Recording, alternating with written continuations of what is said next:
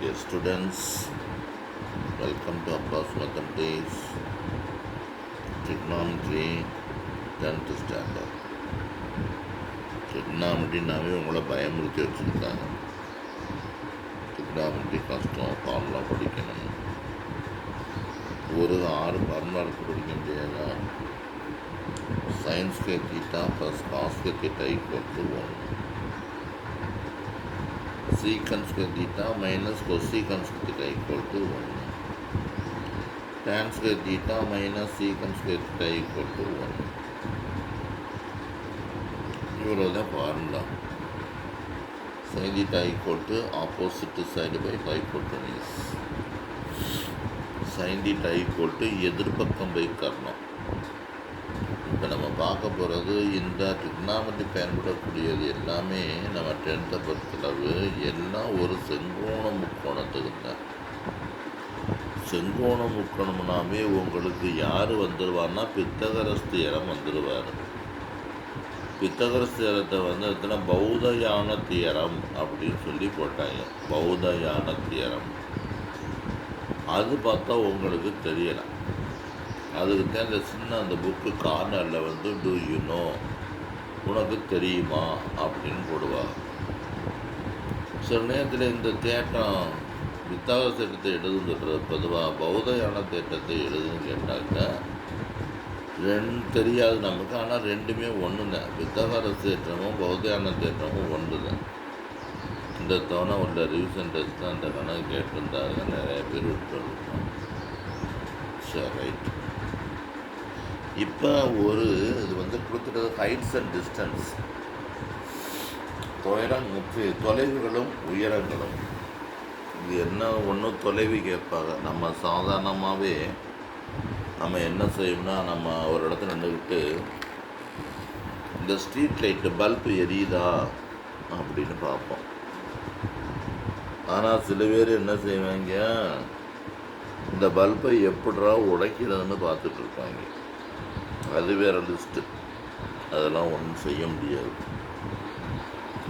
இப்போ இந்த சம்மில் வந்து உனக்கு கொடுத்துருக்கிறது ஒரு கோபுரம் தரைக்கு செங்குத்தாக உள்ளது. கோபுரத்தின் அடிப்பகுதியிலிருந்து தரையில் 48 மீட்டர் தொலைவில் உள்ள ஒரு புள்ளியிலிருந்து கோபுரத்தின் உச்சியின் ஏற்ற கோணம் 30 டிகிரி எனில் கோபுரத்தின் உயரத்தை காண்க அப்படின்னு கேட்டிருக்கோம்.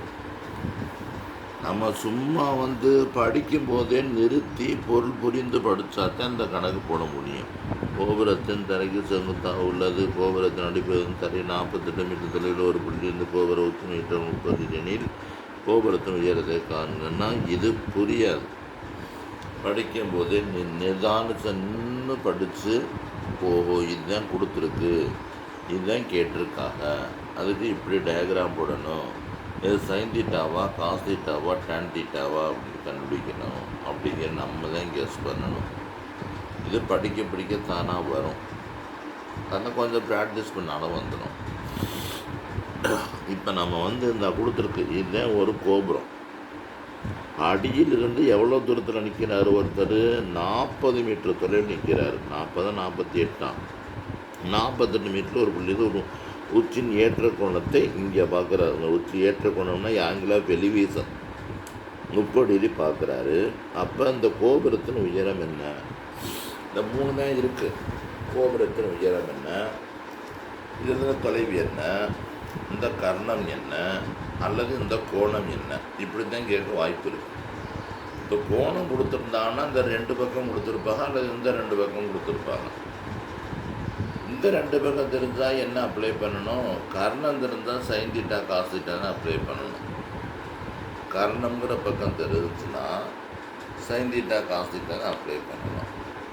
டேன் தீட்டா தெரிஞ்சுன்னா அது எதிர்பக்கம் போய் அடுத்துள்ள பக்கம். அப்போ கர்ணம் கண்டுபிடிக்கிற மாதிரி வரதில்லை, வித்தியாசத்தை அப்ளை பண்ணுற மாதிரி வரும். அருமையான டாபிக் இது. பிக்யூ கோபுரத்தின் உயரம் தெரியாது, ஹெச்சுன்னு வச்சுக்கிறோமோ. செங்கோண முக்கோணம், இந்த செங்கோண முக்கோணம் பிக்யூஆரில் டேன் 30. இந்த இடத்துல இதுதான் நமக்கு இந்த பக்கம்தான் வேணும், எதிர்பக்கம்தான் வேணும், அடுத்துள்ள பக்கம் தெரியும். tan 30 ஈக்குவல் டு எதிர்பக்கம் பை அடுத்துள்ள பக்கம்.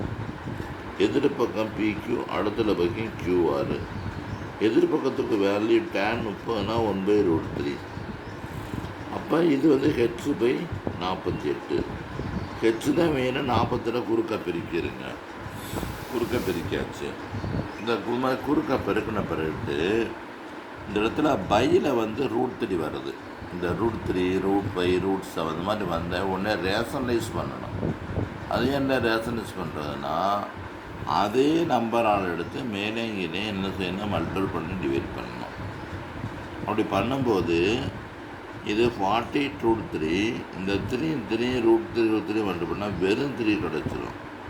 வெறும் 3 கிடச்சுனாக்கா என்ன வந்துடுது, 1/, அந்த எடுத்துடலாம் 1, இது 16. அப்போ 16. தேர்ஃபோர் கோபுரத்துடைய 16√3 மீட்ரு. இப்போ அது என்ன கஷ்டம் இருக்குது உங்களுக்கு சொல்லுங்கள். அடுத்து பாருங்கள், படம் போட்டாங்க. நீங்கள் படம் போடணுமான்னு சில பேர் கேட்பாங்க. சார் படம் போடணுமா சார்? படம் போட்டாங்கன்னா என்ன கொடுத்துருக்காங்க, என்ன கேட்டிருக்காங்கன்னு தெரியும். என்ன கொடுத்துருக்காங்க, என்ன கேட்டிருக்காங்க அப்படின்னு டயக்ராம் போட்டால் தான் தெரியும், இல்லைன்னா தெரியாது.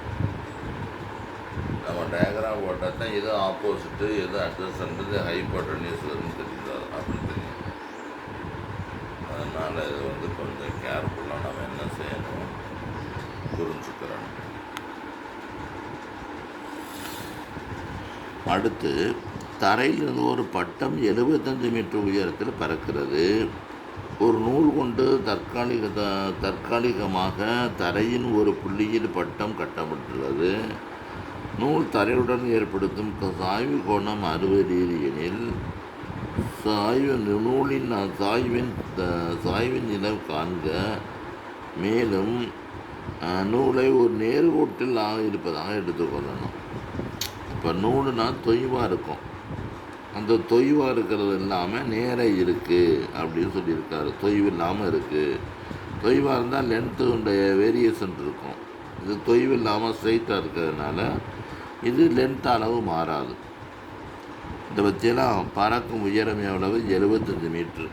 இந்த இருக்குது தரை, இந்த இருக்குது. ஆமாம், பட்டம் அந்த இடத்துல பறக்குது.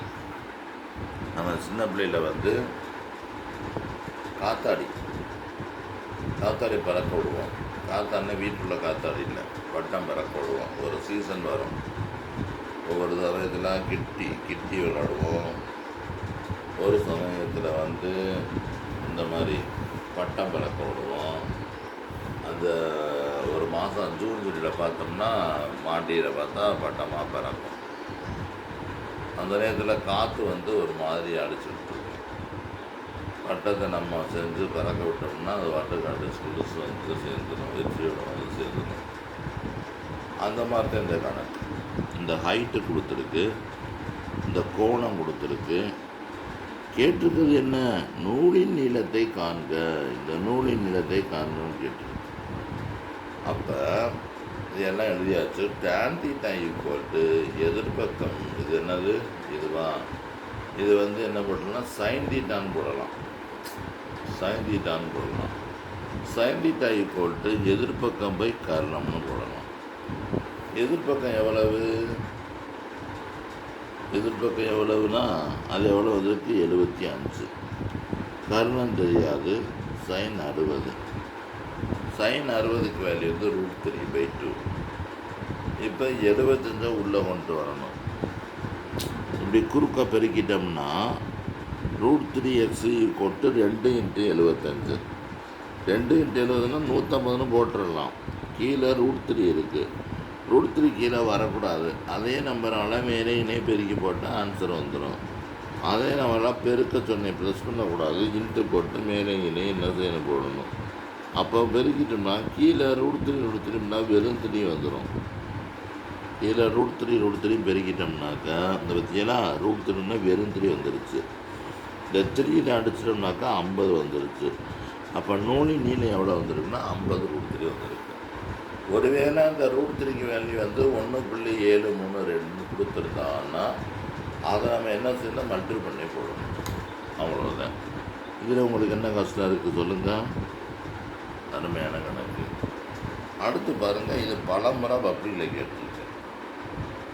இந்த சம்மை வந்து பலமுறை பப்ளியில் கேட்டிருக்கா பாருங்கள். என்ன கொடுத்துருக்கு? 10√3 மீட்டர் உயரமுள்ள கோபுரத்தின் அடியிலிருந்து 30 மீட்டர் தொலைவில் தரையில் உள்ள ஒரு புள்ளியிலிருந்து கோபுரத்தின் உச்சிகளின் சுற்றளவை காண்க, உச்சிகளின் ஏற்ற கோணத்தை காண்க கேட்டிருக்கு. ஆங்கிள் ஆஃப் எலிவேஷன், இது தமிழ் ப்ளஸ் டூ தான் போட்டிருக்கிறது. ஆங்கிள் ஆஃப் எலிவேஷன் என்னன்னு கேட்டிருக்கு. இந்த பாருங்க, செப்டம்பர் 21, ஆகஸ்ட் 22, பிடிஆர் 2. இந்த கோபுரத்தின் உயரம் உங்களுக்கு 10√3 போட்டாச்சு. இந்த தொலைவு கொடுத்துருக்காங்க 30 கொடுத்துருக்காங்க. இந்த தீட்டாலே தெரியாது. அப்போ இதுக்கு என்ன செய்யலாம்? tan தீட்டா கண்டுபிடிக்கலாம்.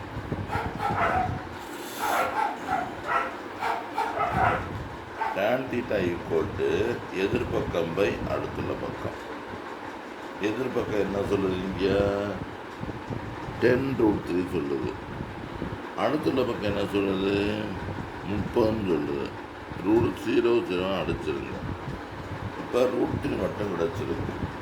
√3 மட்டும் கிடச்சா அதோடு விட்டுறக்கூடாது. அதை கான்ஜுகேட் பண்ண சொல்லியிருக்கேன். √3ஆல் மேனங்களே மல்டிபிள் பண்ண சொல்லியிருக்கேன். இப்போ மேனங்களே மல்டிபிள் பண்ணோம்னா √3 கேன்சல் ஆகி வெறும் 3 வந்துடும். அப்போ மேலே வந்து 1/√3 கிடைக்கிது. 1/√3 எந்த ஆங்கிளில் வரணும்? 30 டிகிரியில் வரும். ஆங்கிள் ஆஃப் அதான் தேர்ஃபோர் உச்சின் ஏற்ற கோணம் எவ்வளோ வந்திருக்கு? 30 டிகிரி இருந்துருக்காக அந்த மாதிரி கிடச்சிருக்கும். புரிஞ்சிருச்சா? சரி, ரைட். இந்த வீடியோ பாருங்கள், புரியலைன்னா கேளுங்க. நண்பர்கள்கிட்ட சொல்லி சப்ஸ்கிரைப் பண்ண சொல்லுங்கள். சப்ஸ்கிரைப் பண்ணால் வந்து காசு கிடைக்கும்னு நினைக்காது. அது எல்லாமே எக்கு புக்க போகணும். அது வேறு லெவல். நமக்கு அது சரி வராது. நமக்கு யாராச்சும் ஒரு பையன் படித்து மார்க் எடுத்து பாஸ் பண்ணிட்டோம்னா அது போகும். அது தயாராக அப்படி இருக்குது. அதனால் நீங்கள் வந்து நண்பர்கிட்ட சொல்லி சப்ஸ்கிரைப் பண்ண சொல்லி நிறையா வியூஸ் பாருங்கள். பார்த்துட்டு டவுட் இருந்தால் கேளுங்க. அப்படின்னா நீங்கள் வந்து என்ன சொல்லலாம், நல்ல மார்க் எடுத்துடலாம். இப்போ வந்து நாளைக்கோ நாளானைக்கோ தமிழ் ஒன்று எப்படின்னு உங்களுக்கு கொஸ்டின் எழுதுன்னு சொல்கிறேன். அதனுடைய லீவ் பாருங்கள். மார்க் வந்து ஃபுல் அண்ட் ஃபுல் மார்க் கிடைக்கும். Right students, tomorrow we will see. Bye.